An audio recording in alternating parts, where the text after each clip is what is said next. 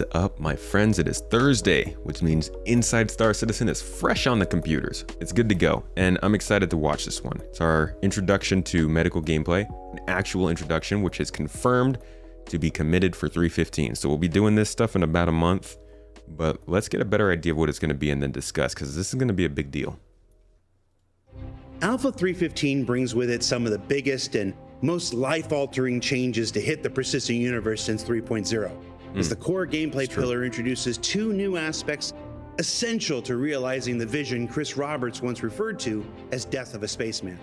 Now, for this reason, this episode focuses entirely on the addition of injury and healing, which will change the way that players live and die. So they might not be touching on respawning Alpha today. 3.15 and beyond. Let's see.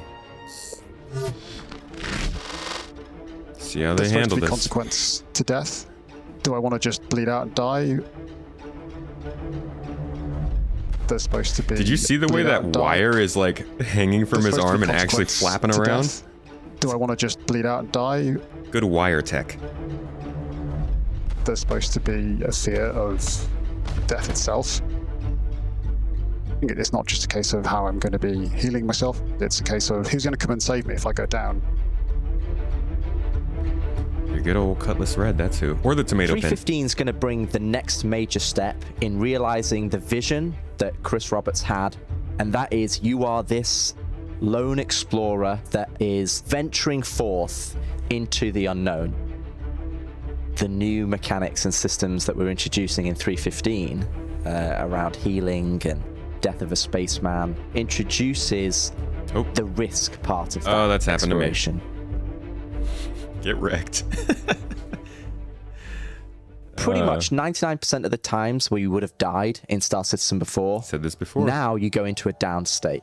That is so important because people keep talking about how much this is going to suck because they get shot and then they die and then they're losing all their stuff, or they fall and they die and they're losing all their stuff and all this stuff. And like, dude, 99% of the time, at least from what he's saying, you won't be dying. This is basically replacing death with being downed because you're just not going to actually die that often.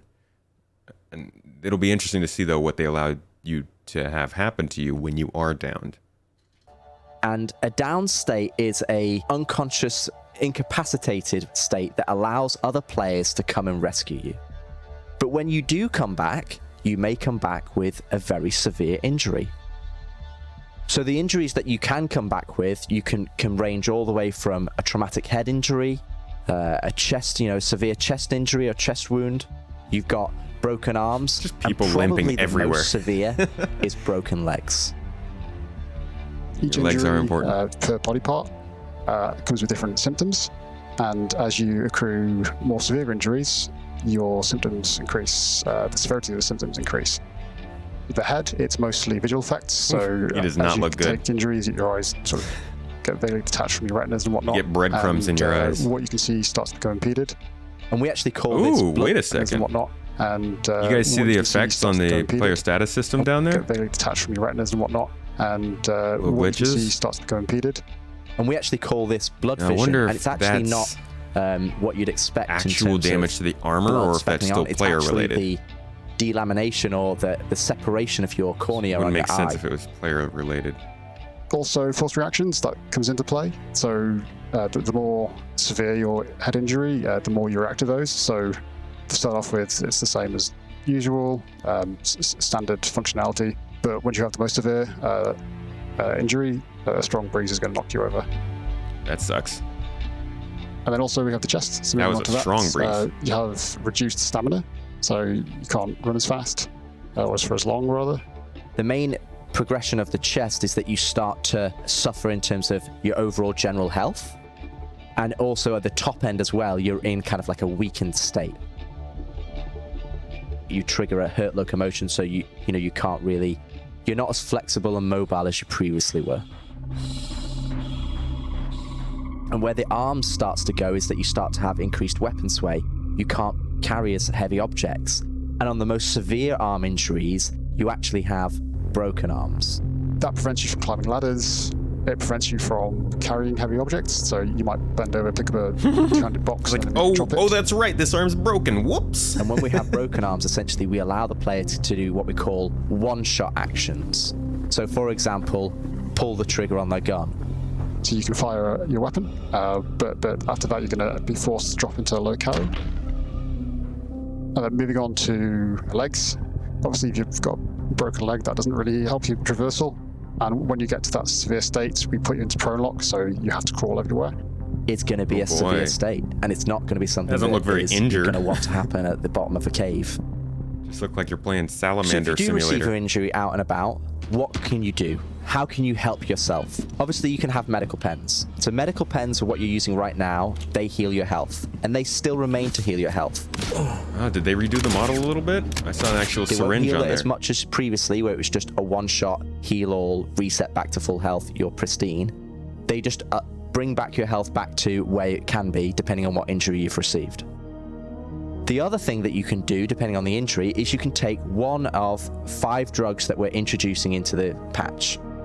And they treat I thought it was different 4. symptoms. That's So good. some might treat muscle fatigue, some might treat pain relief, some might treat other things like headaches and so on and so forth. Different types of pens. The function is to mask symptoms, Huh. and those symptoms are masked for a specific duration. And the duration is based on the dosage that you apply, and also the method of applying them. So we have the med pens, dosage that you apply, and Hey, also there's like a lot to the, take in the- here. So there's a blood drug level. It's at 4%. Health is at 75. Looks like a tier 1 injury on the right arm. And that's what was making the... yeah, so it says up in the top left, I guess it tells you which kind of severity injuries you have. And then you have a thing, the quick action menu, that lets you select at least your med pens. This is probably for utilities, I guess, or something. Multiple med pens. Interesting. So a medical person's going to be carrying around a lot of stuff. I guess they could all only just have the medical tool. This is cool.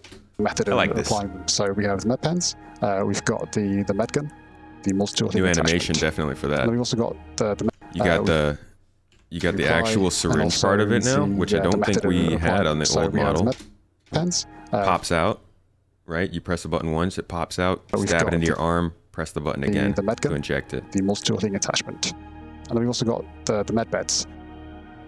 The efficacy of all of those increase. Sort of, we go up in efficacy from pen to sort of gadget to med bed.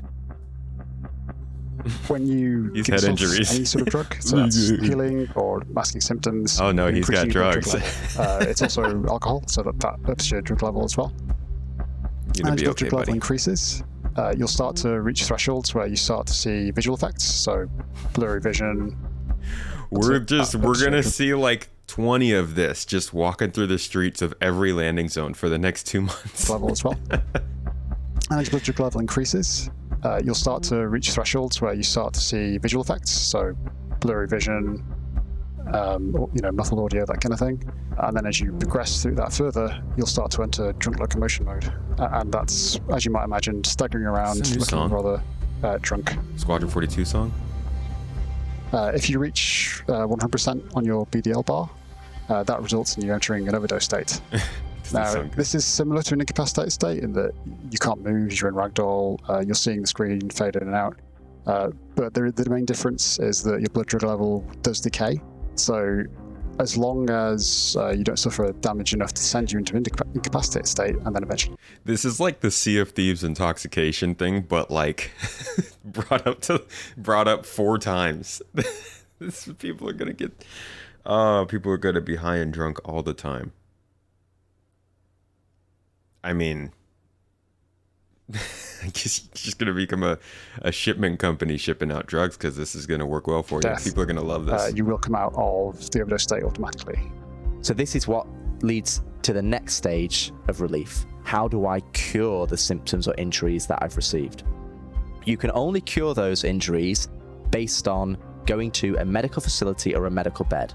And depending on the severity of that injury will dictate which facility you need to go to. Level 1 Now, through 3. It's not a one bed fixes all. Not all beds were made equal. We have the Cutlass, which is a tier 3 facility, and that can remove minor injuries, so that the least worst of the injuries. You've then got the Carrack and 890, they're tier 2. They can relieve minor and moderate injuries. Ooh, animations. Oh!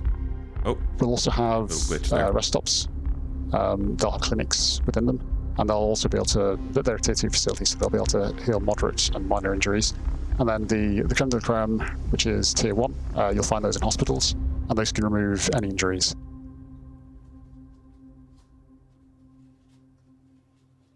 Dang, that's so fast. we talked downstate, we talked injuries, and we talked treatment. But what happens when the worst occurs and you die? Here we go. So previously, or currently, you respawn in a hab. That's out the window now. Now you respawn in a medbed. There's numerous locations that have medbeds, so that's hospitals, that's clinics. Clinics, okay. Carrack, Good to know. 890. Those are the ships that you can respawn in, at least. You can respawn in the Carrack Your and default 890. respawn location is actually set as your home location. So when you log in now on 315, you'll be asked to choose your Primary home residence. This home residence will become your home regeneration point. Cool. And this is what the main area that you have will be. Except I don't want to regenerate on a planet every time. Oh my gosh, please. Dictated to that hospital.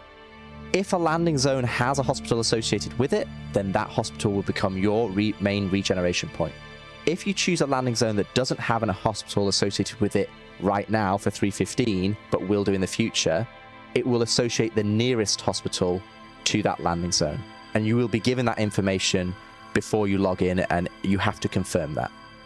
If you die and your regeneration point is not available, so for example, you set your regeneration point inside your Carrack and you're flying your Carrack and your Carrack blows up, you will then regenerate at your home resident. So that is the original hospital location that you spawned at. When Not you the are last place you incapacitated, landed. before you fully die and regenerate, you will have a significant period of time to wait it out for people to be able to come and rescue you. Now, clearly, if you've taken a severe amount of damage, that time is going to be less. And if you've taken a moderate amount of damage, that time is going to be greater.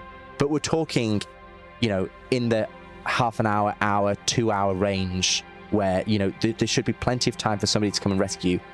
Clearly, if somebody's there still damaging you while you're in the down state, they can essentially coup de grace you, they can execute you, and you will be forced to regenerate. Okay, but that's good to know. We are giving the player enough opportunities to So try, this dude and you just will be got run forced to over. while you're in the down state. They can essentially coup de grace you, they can execute you, and you will be forced to regenerate.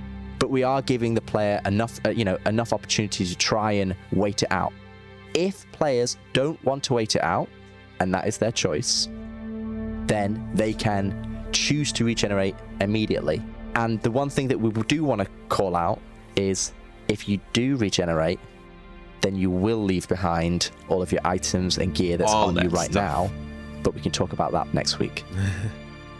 So we still have a significant amount of actor status related gameplay that is going to come the backpack later. But this is just to let people know that, we're going to put this out, understand, measure, get feedback, and then shape it into something that is what everybody wants, that what we want it to be, that is this true vision of Star Citizen. So this is just the next step, but it is a big one. So what did we learn this week? Okay, so everything about the injuries and the damage and the drugs you need and the med pens sounds fantastic. I need to digest it more and probably experiment with it more and all that kind of stuff, but this sounds like a really, really cool step. The respawning still is, I don't know. I mean, they explained it, right? They said that we could respawn in clinics and in certain beds and at planets. But then they were like, the only place that could be your home residence, it seems, are the planets. So, I guess, I don't know. You can spawn in and out at your ships, but can you spawn in and out at a clinic? Or is it going to spawn you back at a planet? It sounds like it'll be clinics. I don't know. Tell me what you guys think in the comments. But the respawning thing is still up for debate. I think that they'll have to balance the difficulty of getting out of landing zones and what you can do from a landing zone and all that stuff with the possibility that we might have to spawn at those places. But I don't think that's quite set in stone yet. So we'll see what happens. But this is a really cool update, and I'll be excited to do next week's. If you enjoy this, if you like the reactions, if you like reacting to my reactions, consider subscribing. Check out this channel, check out the other channel, check out the podcast, the stream, check it all out. But I'll see you next week for another one. We're going to have another good episode with another good topic. So until then, have a blast.